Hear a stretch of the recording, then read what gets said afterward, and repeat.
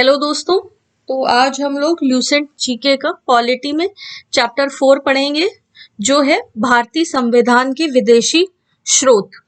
मतलब भारत के संविधान में विदेशों के संविधान से क्या क्या चीजें ली गई हैं, इसके बारे में पढ़ेंगे। ये एग्जाम में बहुत पूछा जाता है। तो भारत के संविधान के निर्माण में निम्न देशों के संविधान से सहायता ली गई है। कौन कौन से हैं वो हम देखते हैं। तो संयुक्त राज्य अमेरिका, यूएसए के संविधान से हमने मौलिक अधिकार लिए हैं, न्यायिक पुनरावलोकन लिया है, संविधान की सर्वोच्चता है, मतलब कॉन्स्टिट्यूशन जो है वो सर्वोच्च है, न्यायपालिका की स्वतंत्रता, जुडिशरी जो है वो फ्री है, निर्वाचित राष्ट्रपति एवं उस पर महाभियोग, राष्ट्रपति का महाभियोग और राष्ट्रपति का निर्वाचन, ये दोनों भी यूएसए के इस संविधान से लिया गया है। उपराष्ट्रपति का पद उच्चतम एवं उच्च न्यायालयों के न्यायाधीशों को हटाने की विधि एवं वित्तीय आपात, ये सभी जो है वो संयुक्त राज्य अमेरिका के संविधान से लिए गए हैं। आगे देखते हैं, ब्रिटेन के संविधान से हमने क्या क्या लिया है। संसदात्मक शासन प्रणाली, एकल नागरिकता, सिंगल सिटीजनशिप है अपने देश में, विधि निर्माण की प्रक्रिया, कोई भी विधि कैसे बनाई जाती है, कोई भी नियम कैसे बनते हैं, ये इसकी प्रणाली भी हमने ब्रिटेन के संविधान से ली है। आयरलैंड का संविधान, आयरलैंड के संविधान से हमने नीति निर्देशक सिद्धांत लिए हैं, नीति निर्देशक तत्व जो लिए हैं वो आयरलैंड के संविधान से लिए हैं। राष्ट्रपति के निर्वाचक मंडल की व्यवस्था, राष्ट्रपति का निर्वाचन मंडल में कौन कौन से लोग होते हैं, कहाँ कहाँ के सदस्य होते हैं, आयरलैंड से लिया है। राष्ट्रपति द्वारा राज्यसभा में साहित्य, कला, विज्ञान व समाज सेवा इत्यादि के क्षेत्र में ख्याति प्राप्त व्यक्तियों का मनोनयन, जो राष्ट्रपति के द्वारा राज्यसभा में 12 सदस्यों का मनोनयन किया जाता है, जो अपने अपने क्षेत्रों में सर्वोच्च अच्छा काम कर रहे होते हैं, वो भी हमने आयरलैंड से ही लिया है। ऑस्ट्रेलिया से क्या क्या लिया है, प्रस्तावना की भाषा, जो हमारी प्रस्तावना है, ये उद्देशिका है, उसकी भाषा को हमने ऑस्ट्रेलिया से लिया है।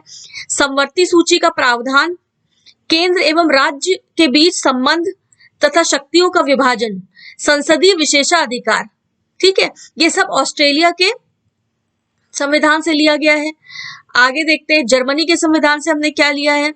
तो जर्मनी आपातकाल के प्रवर्तन के दौरान राष्ट्रपति को मौलिक अधिकार संबंधी जो शक्तियां दी गई हैं, अर्थात जब आपातकाल लागू होता है तो कुछ मौलिक अधिकारों को राष्ट्रपति जो है वो सस्पेंड कर सकता है, ठीक है, निलंबित कर सकता है। ये अधिकार जो लिया है हमने, ये जर्मनी के संविधान से लिया है।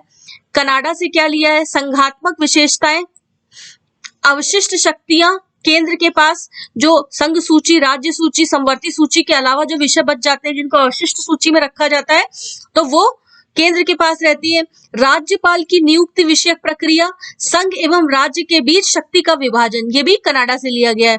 दक्षिण अफ्रीका से संविधान संशोधन की प्रक्रिया का जो प्रावधान है वो हमने दक्षिण अफ्रीका से लिया है। कॉन्स्टिट्यूशनल अमेंडमेंट का जो प्रोसेस है वो साउथ अफ्रीका के संविधान से लिया है। रूस यानी कि रशिया, जो मौलिक कर्तव्यों का प्रावधान है वो हमने रशिया के संविधान से लिया है। और विधि द्वारा स्थापित प्रक्रिया, ये जापान के संविधान से लिया है। ये सभी पॉइंट जो है वो बहुत महत्वपूर्ण है, तो इन सबको आपको याद रखना है। भारतीय संविधान के अनेक देशी और विदेशी स्रोत हैं, लेकिन भारतीय संविधान पर सबसे अधिक प्रभाव भारतीय शासन अधिनियम 1935 का है। भारतीय संविधान के 395 अनुच्छेदों में से लगभग 250 ऐसे हैं जो 1935 के अधिनियम से या तो शब्दशः ले लिए गए हैं या फिर उनमें थोड़ा बहुत परिवर्तन किया गया है। तो अगर मुख्य स्रोत की बात करें तो जो भारत शासन अधिनियम था 1935 का, वो हमारे संविधान का मुख्य स्रोत है, ठीक है। अब हम बात करेंगे कि भारतीय संविधान की जो अनुसूचियां हैं, अनुसूचियां मतलब जो शेड्यूल है भारत के संविधान के, उनको देख लेते हैं एक बार। तो हमें पता है कि टोटल 12 अनुसूचियां हैं, और जब संविधान बनाया गया था उस समय उसमें 8 अनुसूचियां थी और बाद में 4 और जोड़ी गई थी, ठीक है। अब देखते हैं कि हर एक अनुसूची में कौन कौन से विषय हैं। तो प्रथम अनुसूची की बात करें, इसमें भारतीय संघ के घटक राज्यों एवं संघ शासित क्षेत्रों का उल्लेख है। इसमें ये पुराना डेटा लिखा हुआ है। इस समय हमारे 28 राज्य हैं और 8 संघ शासित क्षेत्र हैं। तो प्रथम अनुसूची में भारत के राज्यों और संघ शासित क्षेत्रों का उल्लेख है। भारत के स्टेट और यूनियन टेरिटरीज इसका उल्लेख है पहली अनुसूची में।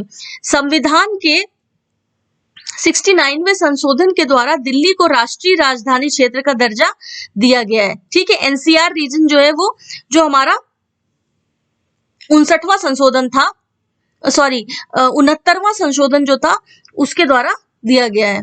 ठीक है, द्वितीय अनुसूची की बात करें तो उसमें भारतीय राज व्यवस्था के विभिन्न पदाधिकारियों जैसे राष्ट्रपति, राज्यपाल, लोकसभा के अध्यक्ष और उपाध्यक्ष, राज्यसभा के सभापति एवं उपसभापति, विधानसभा के अध्यक्ष और उपाध्यक्ष, विधान परिषद के सभापति, उपसभापति, उच्चतम न्यायालय और उच्च न्यायालय के न्यायाधीशों और भारत के नियंत्रक महालेखा परीक्षक को प्राप्त होने वाले वेतन, भत्ते और पेंशन आदि का उल्लेख किया गया है। यानी कि प्रथम अनुसूची में भारत के राज्यों और एवं केंद्र शासित प्रदेशों को उल्लेखित किया गया है और दूसरी अनुसूची में जो भारत के विभिन्न पदाधिकारी हैं उनके वेतन और भत्तों के बारे में उल्लेखित किया गया है। तृतीय अनुसूची में क्या है? तो तृतीय अनुसूची में जो विभिन्न पदाधिकारी हैं उनके पद ग्रहण के समय ली जाने वाली शपथ का उल्लेख है कि जो मंत्री हैं या उच्चतम या उच्च न्यायालय के न्यायाधीश हैं वो पद ग्रहण के समय कौन कौन सी शपथ लेते हैं उसका उल्लेख जो है वो तृतीय अनुसूची में किया गया है। ठीक है, तो आगे देखते हैं चौथी अनुसूची।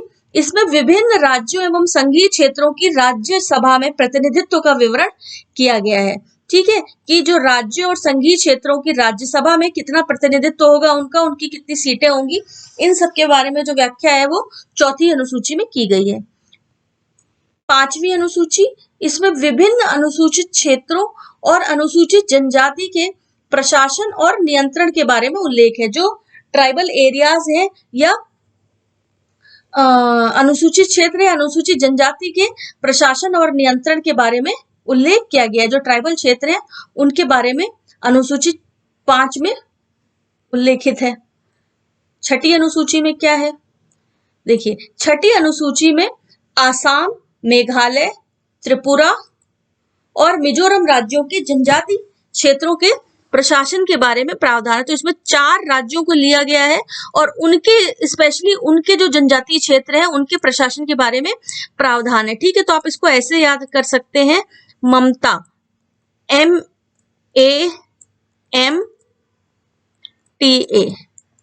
ठीक है, तो M for Meghalaya, A for Assam, M for Mizoram, T for Tripura.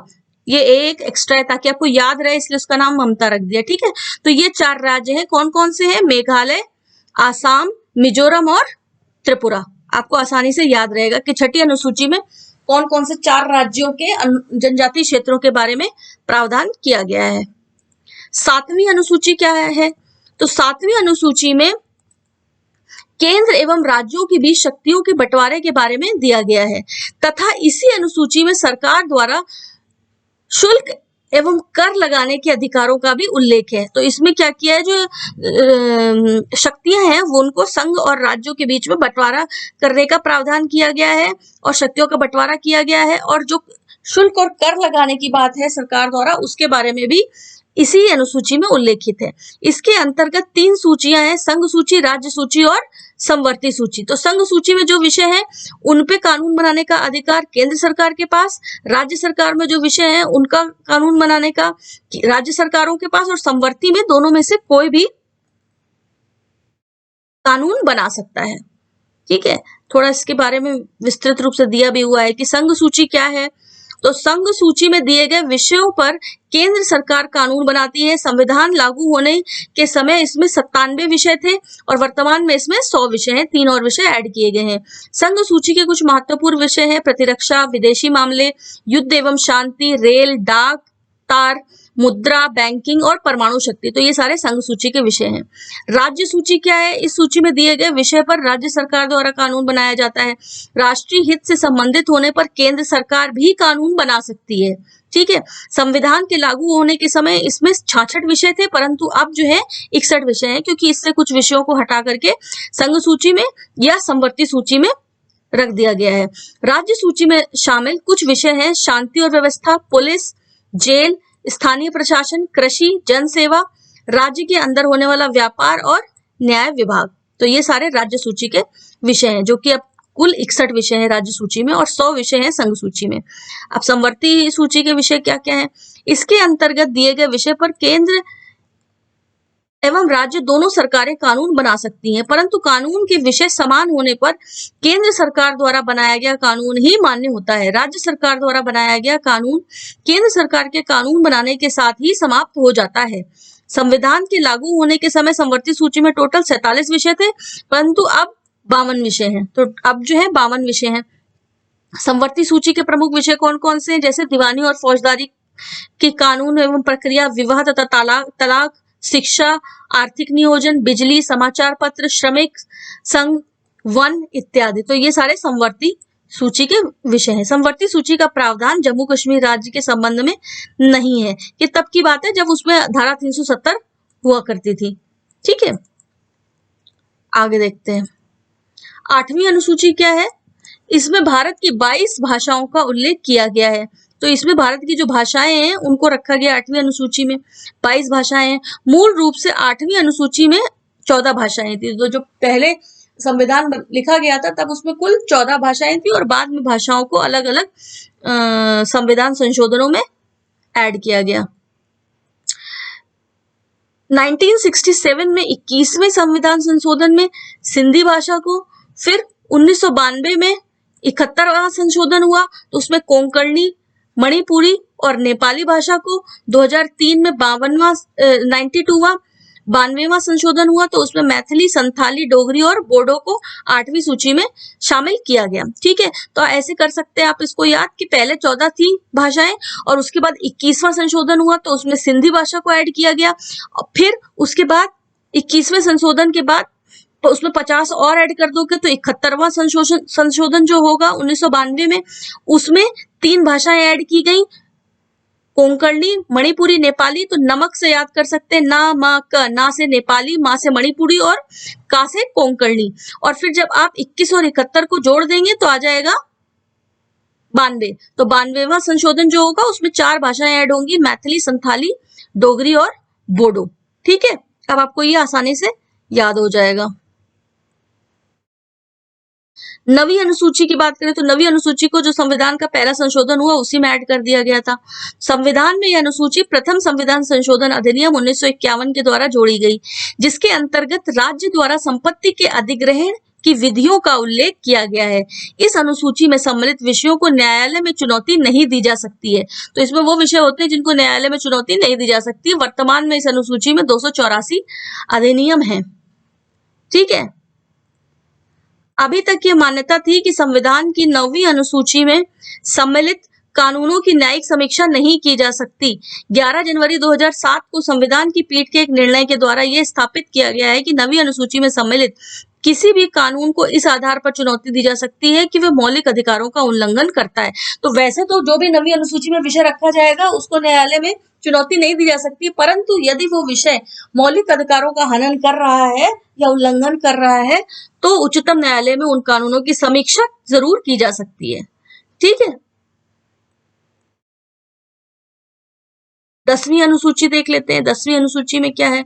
यह संविधान में 52वें संशोधन 1985 के द्वारा जोड़ी गई है। 10वीं अनुसूची, इसमें दल बदल से संबंधित प्रावधानों का उल्लेख है। जैसे एक पार्टी से चुनाव लड़ा, जीत गए और उसके बाद जब देख रहे हैं किसी दूसरी पार्टी की सरकार बन रही है तो ये एमपी एमएलए क्या करते हैं, पार्टी बदल लेते हैं। तो उससे संबंधित ही कानून बनाया गया और उसको 10वीं अनुसूची में रखा गया, जिसको दल बदल से संबंधित प्रावधान बोला जाता है। ठीक है, आगे देखते हैं 11वीं अनुसूची में क्या है। तो 11वीं अनुसूची जो है, 11वीं और 12वीं दोनों ही बहुत महत्वपूर्ण अनुसूचियां हैं। तो 11वीं अनुसूची में यह अनुसूची संविधान में 73वें संवैधानिक संशोधन द्वारा जोड़ी गई है 1993 में।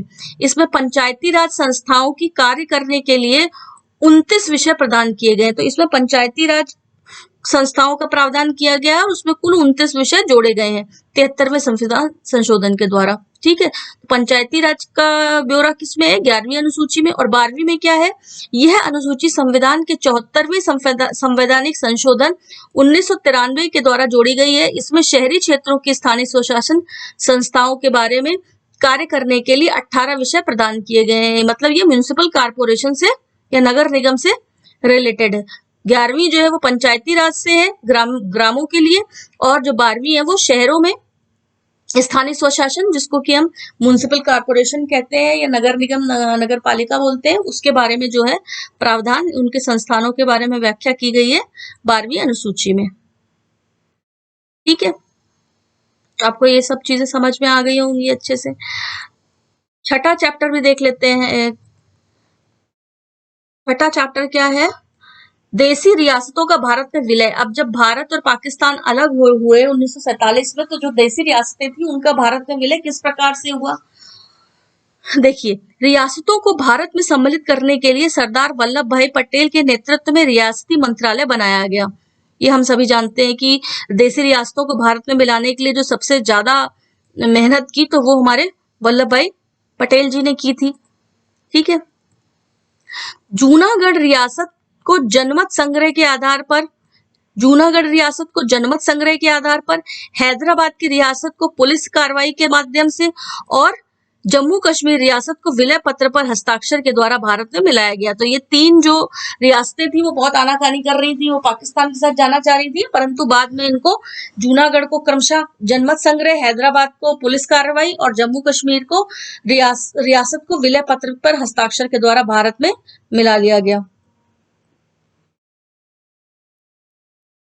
देसी रियासतों को भारत संघ का अंग बनाने में सरदार वल्लभ भाई पटेल एवं वीपी मेनन का सबसे महत्वपूर्ण हाथ रहा है। तो सबसे महत्वपूर्ण भूमिका जो रही है वो सरदार वल्लभ भाई पटेल की और वीपी मेनन जी की रही है।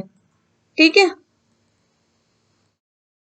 इसके बाद से जो हमारे अनुच्छेद है वो स्टार्ट हो जाएंगे चैप्टर 7 से, संघ और उसका राज्य क्षेत्र। तो इसको मैं अगले चैप्टर में स्टार्ट करूंगी, नेक्स्ट वीडियो में इससे हम लोग स्टार्ट करेंगे। ठीक है, थैंक यू फ्रेंड्स।